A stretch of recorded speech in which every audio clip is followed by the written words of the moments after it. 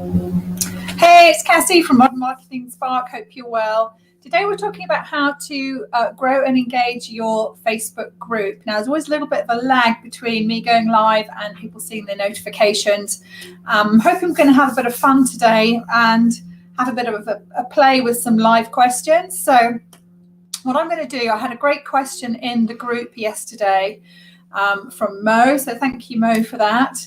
I'm going to pull up the question and read it while we just wait for everyone to come on board.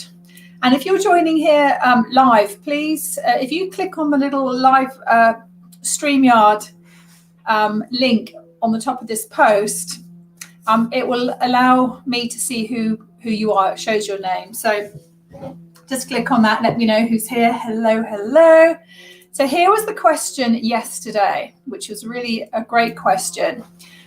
So it says, Cassie, I have a private group on my Facebook account and I have 169 people in there, but it's always the same people that interact. So who can relate to this? Who's got a group or a community on social media and it's the same people who interact all the time? So a couple of things on that. I'm going to have to scribble some notes. So that's the first question. Second question is, how do I engage the people who watch all the time? So there's a core group of active people who are coming on and watching the lives, but they're not engaging. So that's the second question. Third question is, why do I have to have people who are on my private group on my personal page? What is then the point of having a private group? So 3 great questions there. And First thing I want to say, let me just, oh, hi, Mo. Hello. Yeah, so let's have some fun. We'll do some live coaching on this. So those are your 3 questions. So thanks ever so much. Oh, excuse me. Oh, this happened yesterday, didn't it? I was live streaming and I went all croaky. So first thing I want to say about groups and people engaging, quite often your best customers, oh, excuse me, it's not a COVID cough. Sometimes your best customers aren't the people that engage. So my first question to you, Mo, and thank you for being here live, is to ask you, tell me about the purpose of your, first of all, the purpose of your group, and then what is the purpose of your live stream? So when you go live, what is the purpose of that live stream? Are you selling? Are you engaging? And if you're looking for engagement, what do you want that engagement to do? Because probably you know, so if you're joining live, say hi in the comments so I know who's here, and I'd love you to join in, ask your questions. This is going to be a really fun session today. Sorry, I've lost my train of thought now. So yeah, so first of all, first question is, okay, so people in the group, hi, whoever's just put hi Cassie with a little kiss, hello. If you just can click on the StreamYard link at the top of this broadcast, I'll be able to see who you are. But thanks for the kiss. Yeah, so not everybody engages anyway.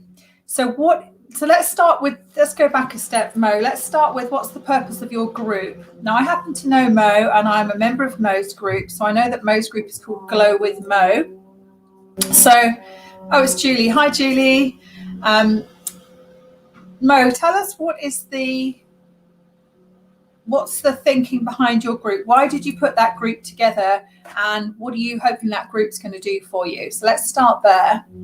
And then we'll look at the lives, because you don't need a big strategic plan for every time you go out on social media, but you need to know in your mind, if you're going to go live, you need to know, why am I going live? What am I doing? So I'm going live today because I'm doing a Q&A session, and also because in my human design, I'm a manifesting generator, like a lot of you here. And I work best when I respond to other people's questions. So rather than me, what doesn't work for me, and I used to do this in the past, to schedule and script loads of videos and do all these videos. And looking back, I just cringe now, because I think, oh my gosh, I thought I was doing a great job putting out all these videos, all this useful information.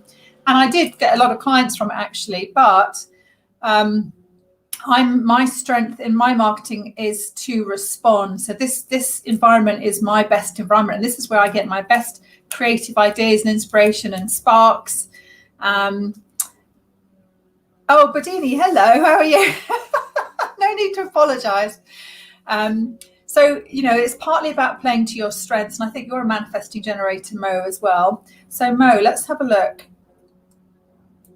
Okay, so Mo's saying, I go live to engage, really, let people know about me, what I do. I don't want you to sell. Yeah, absolutely. None of us want to just be saying, buy my stuff, buy my stuff. But obviously, there's got to be a reason behind what you're doing. There's a reason behind your group, and there's a reason behind your lives. So, sorry, loads of ideas are sparking in my brain, so I'm trying to be focused. One thing I would say is to have, before you go live, is to have a really clear call to action. So when you say you go live to engage, what is the purpose of that? Why do you want people to engage? And, oh, sorry, what I was going to say earlier, I'm skipping around all over the place. The reason we generally want engagement on social media is because that's how you work the algorithm in your favor. So the more that Facebook or Instagram or any of the platforms see people responding and engaging with what you're posting, the more it'll show that post to more people. That makes sense. So it's important generally to engage, but have a think about, if you're working the algorithm in your favor, what are you trying to do? So are you trying to get more new people into your group, Mo? Are you trying to get the people there to engage more so that they buy more, or so that their friends and their connections are seeing what you're doing? So I think maybe, getting that clarity is the first step. And also have a think about your group. So why did you put your group together? So I think from what you're saying, it's about awareness of your brand. Your brand is Glow with Mo. You are selling body shop from home, lovely body shop goodies. The next thing I would think about, I know there's always a delay between the live stream and you answering. And hi, Julie and Badini, do please jump in if you've got any questions or feedback or comments. I'm just waiting for Mo to reply. Oh, here we go. Brilliant. So Mo's saying, my group was created to let my followers know about the products that Body Shop do. A lot of people don't know what the products do. Yeah, and also I was going to say, with Body Shop, there's quite a wide range of products, aren't there? And it's sometimes hard to know, isn't it? Do I need, drops of youth, or do I need, what's best for each person? So yeah, absolutely. I like going live. Yeah, and if you're not in Mo's group and you don't know Mo, I can definitely recommend it, because Mo does things like putting on face masks and wiping them off and actually demoing the products, which I think is brilliant. And that's very brave of you. It's interesting, Mo, because so many people are scared of going live, scared of being on camera. And not only are you happy to go live and you're really good at it, you're very natural at it, you don't mind going on with a face mask on or wiping off lipstick off your face or whatever it is. So, that would be one of my tips, is to be different. But you do that already. You do that really, really well. But for other people here on the call, if you've got a group and you want to get things going, on the most basic level, the more you engage in your group, the more energy you put into the group, the more you'll get back. And that's not to say you have to keep that up, but it's a bit like launching a rocket. When you first start a group, it's going to start quietly. There's not going to be much going on. And also, if you've got a group and it's been a bit stagnant in terms of engagement, but also you haven't got a lot of new people joining the group, then you're going to go down in the algorithm. Less people are going to see it. And what you want is a lot of engagement in the group, so that Facebook recommends your group, and then people will, that's when things snowball and it really takes off. But you have to be the rocket launcher, putting that energy into the group to start with. And that can be quite, it can seem like a lot of work. But this, again, is where your energy comes in. If you enjoy what you're doing, and I know you really believe in your products, Mo, so that's not an issue for you. But, if you're in any way, there's any doubt or resistance about what you're offering or the way that you're running your group, that's going to show through. I know that's not the case for you, Mo.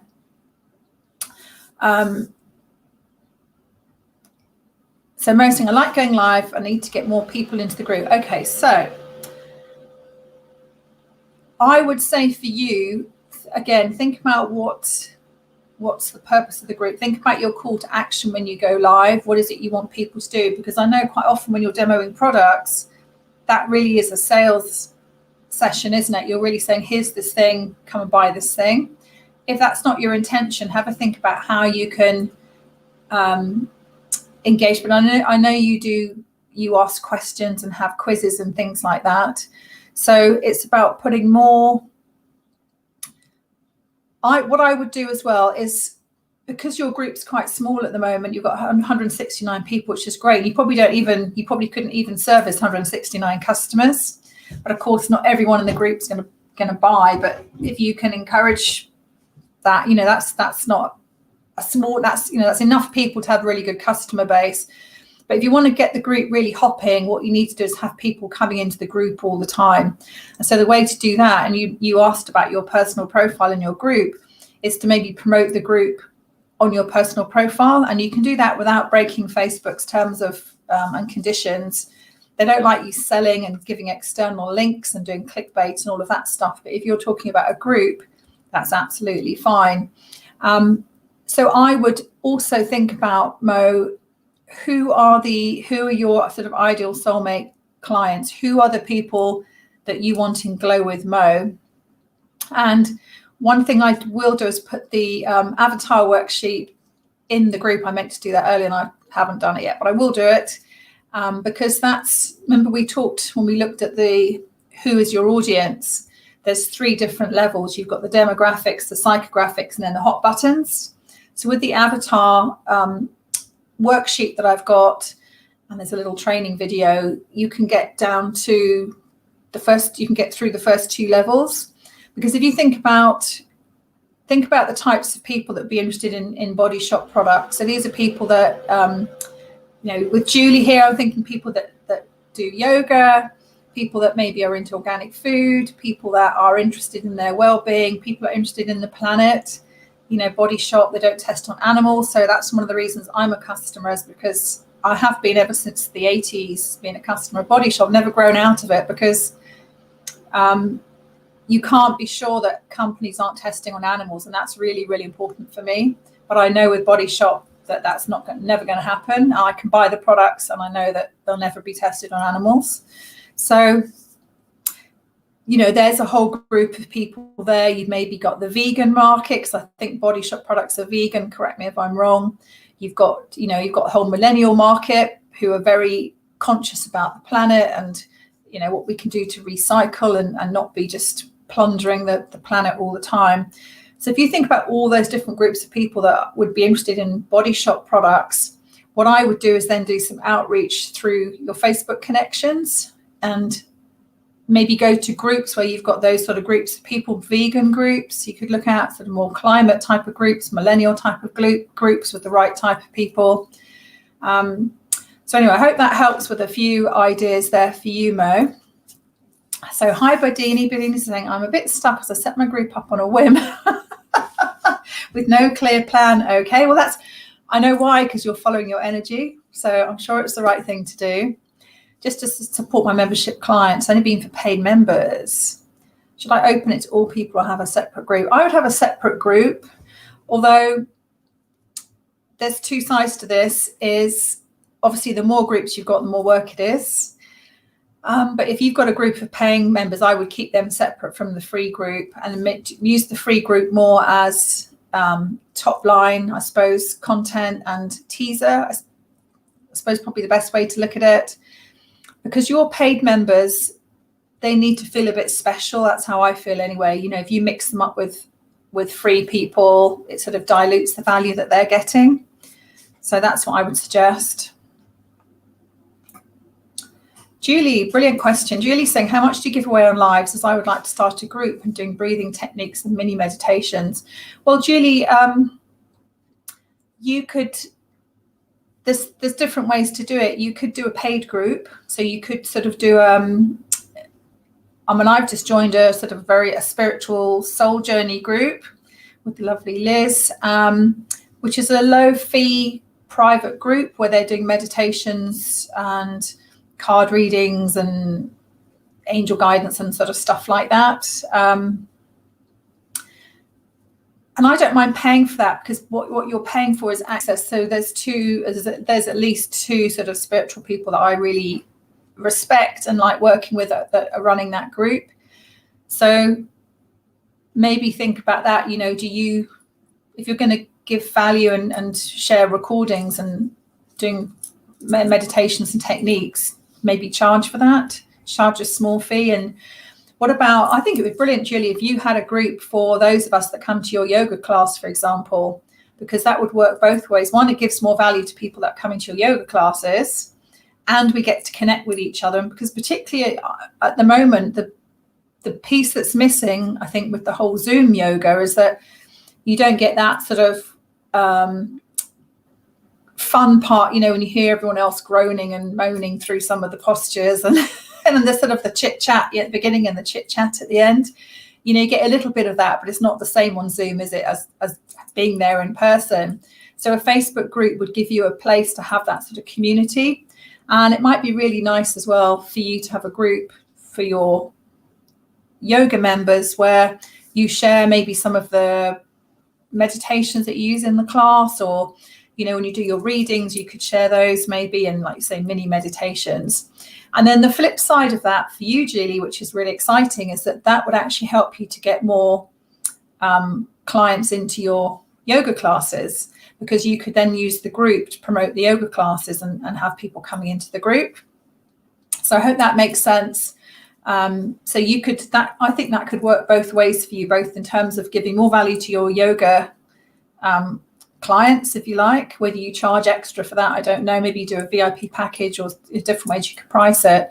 But then also use that group to get more people into your yoga classes. And again, I would use relevant groups for you, local groups. But now you're on Zoom, you know, the sky's the limit, really, isn't it? What will be interesting to think about for you as well, Julie, and probably for you, Bodini, is when we come out of this lockdown situation and things start to ease up, which hopefully they will sometime later this year, are you still going to have a Zoom component to your classes? Are you still going to offer that as an option? Or are you going to go back to just live groups?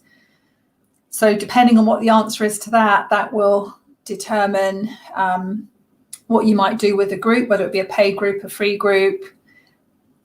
If you're going to continue with online Zoom classes, Bodini and Julie, then you might very well want to have a paid group that keeps your, you know, has a container for your paid communities, possibly.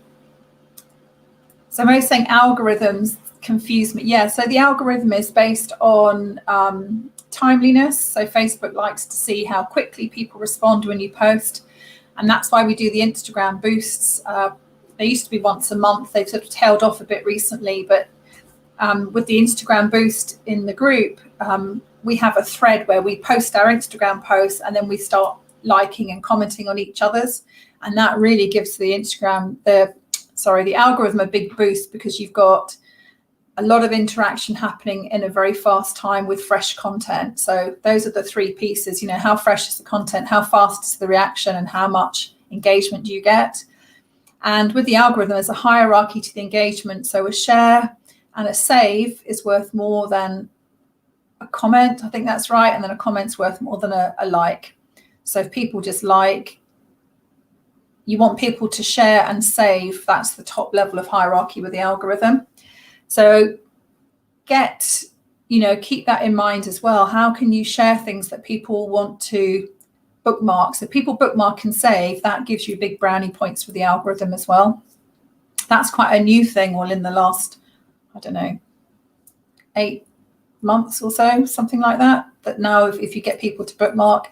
So actually, for those of you who are, if you are doing sort of value-led posts with mini meditations, that type of thing, that's the sort of thing people are going to bookmark, and people love tips and things that they're going to save. So think about the types of posts that you save on Facebook, and how can you create some posts like that. So Julie Bodini talking about some people just using my freebies. Yeah. So that's why I wouldn't have them in the same group as the people that use your paid members. How do you convert them? Well, you convert them. Actually, we're going to be talking about that next in week 4 of the 30-day challenge is about conversion. In the most simple form, conversion is about getting your message right, but also inviting people to take the next step. So it comes back to invitations, which doesn't mean to say you have to do a big sales job on someone, but you need to be inviting people to take a next step. So if someone downloads the freebie, then you're going to invite them to a paid class or invite them to a taster session, or, you've got to keep putting those invitations out and not be afraid to invite people to work with you and buy from you, and get over this thing in your head that I'm selling. Actually, you're not. You're putting an invitation out for somebody. If it's a freebie, the invitation is for them to put their hand up for the freebie. But if it's a paid program, it's an invitation for them to come and work with you. But as always, and I don't need to tell you guys this, it comes back to your energy. If you've got that energy of, oh my God, I'm selling something, I don't want to be salesy, then that's going to come through. But if you feel like I'm serving because this is valuable, people need this, and the right people are going to see it at the right time, that's a completely different mindset, and that will attract people to buy from you. So think about those invitations rather than conversion, because conversion's a very masculine, left brain, selling type of, digital marketing word. So Mo, oh, no. But I'm glad you've said this, Mo, because this is a brilliant segue. Ideal client to anyone. No. We don't say that. No, you're correct. You're not incorrect in what you're saying, but that's not going to help with your marketing. You want to be really clear on the types of people. I would think for you and your business, you want to think about the people that you want in your group. So you're great fun and you've got great energy, and I think you're looking for those people that have got that sort of same energy as you. So don't think about, everyone uses toiletries. No, not everyone's using Body Shop. Some people are using the 99p stuff from the co-op. Some people are paying, hundreds of pounds for, I don't know what it is, creme de la mer, designer creams and things. You don't want those two extremes of the market. You want the people who, I would say it's an ethical decision to use Body Shop. And I think definitely for you millennials, and people with a conscience. So 99% vegan, well, that would be good enough for me if I was a vegan. A lot of men, yeah. So yeah, men are conscious and concerned about the planet and wanting to, cut down on plastic and not chop down the rainforest. So absolutely.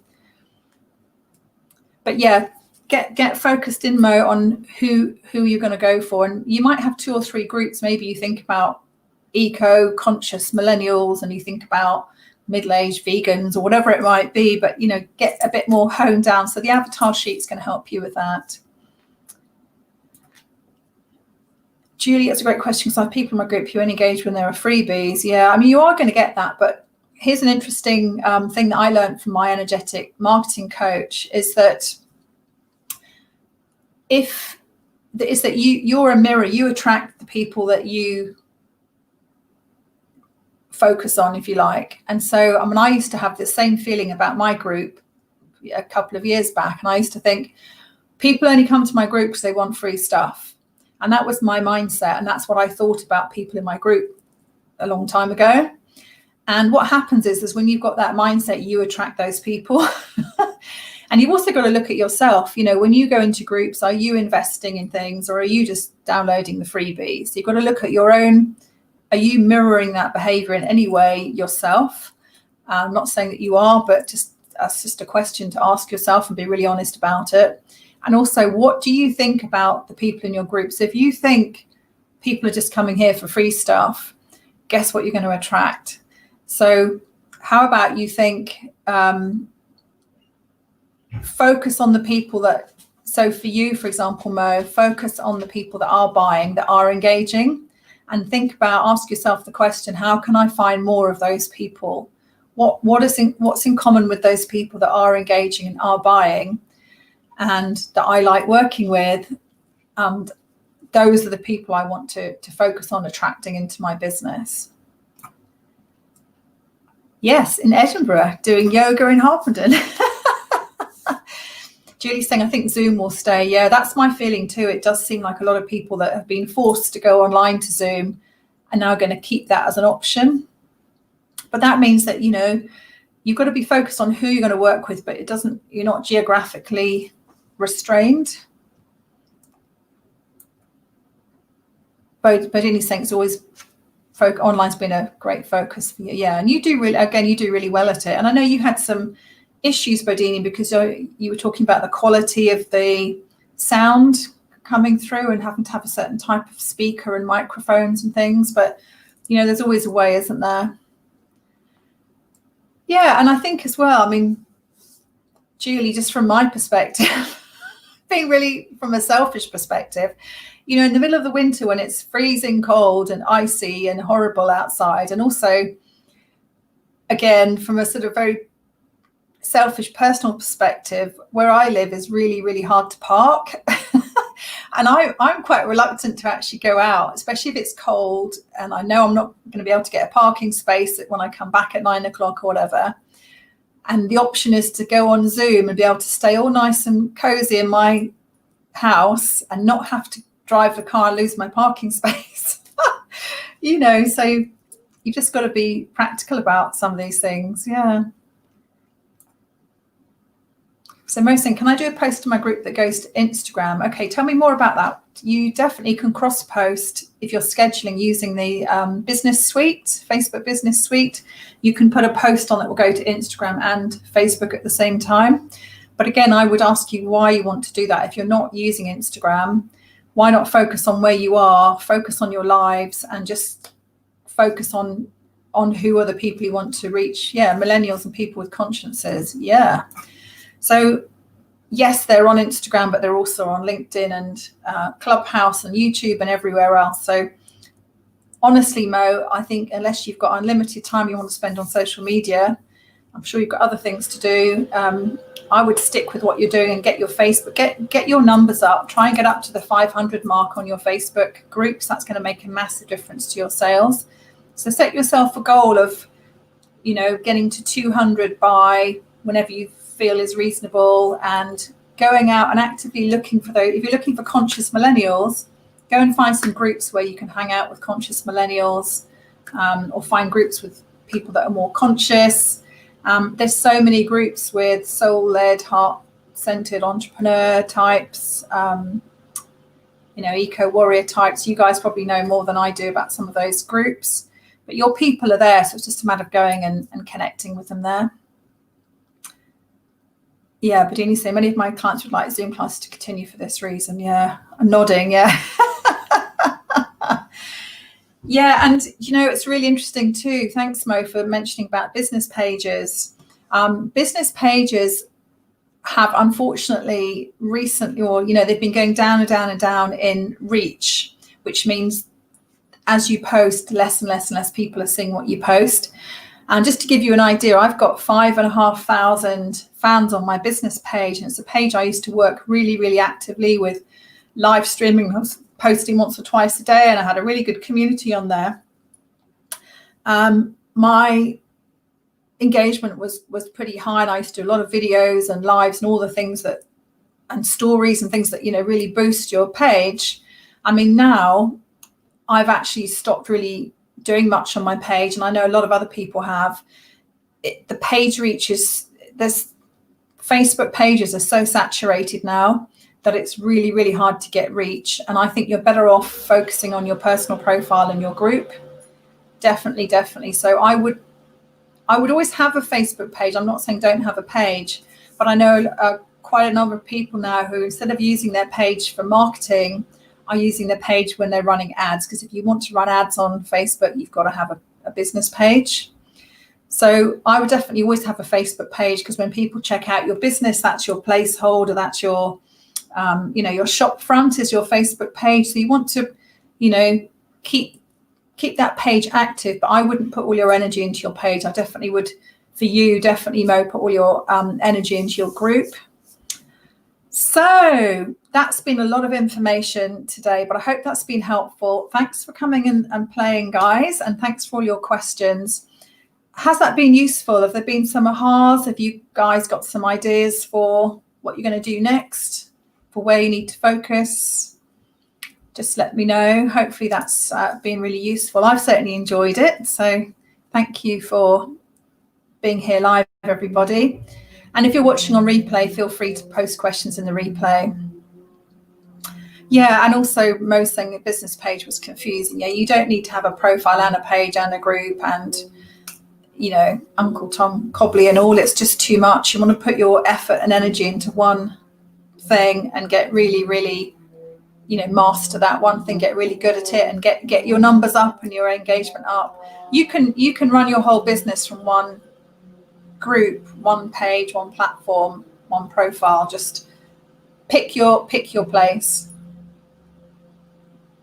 Yeah, I would, Bodini. I would definitely think I would keep your free separate from your paid. And then we can have another chat about how you would have different content for those sort of two different groups. But say with your paid group, they're already customers. So you don't have to educate them about what you do because they already know you and love you and come to your sessions. So, but with your free group, that's going to be much more educational. Introduce them to who you are and inviting them to become a paid member, and that's where you're going to put your offers and things. Okay, guys, it's been brilliant. I'm doing a magnetic marketing message class tomorrow for anyone that's interested in that. So that's going to help you with your bios and profiles, because you can use your magnetic marketing message on your bios and profiles. But also you'll just infuse that through all of your marketing and your groups, and whichever is going to be your platform of choice. So do come and join me tomorrow, guys, if you are free at 1 o'clock UK time. All right, I will speak to you all soon. Take care. Bye.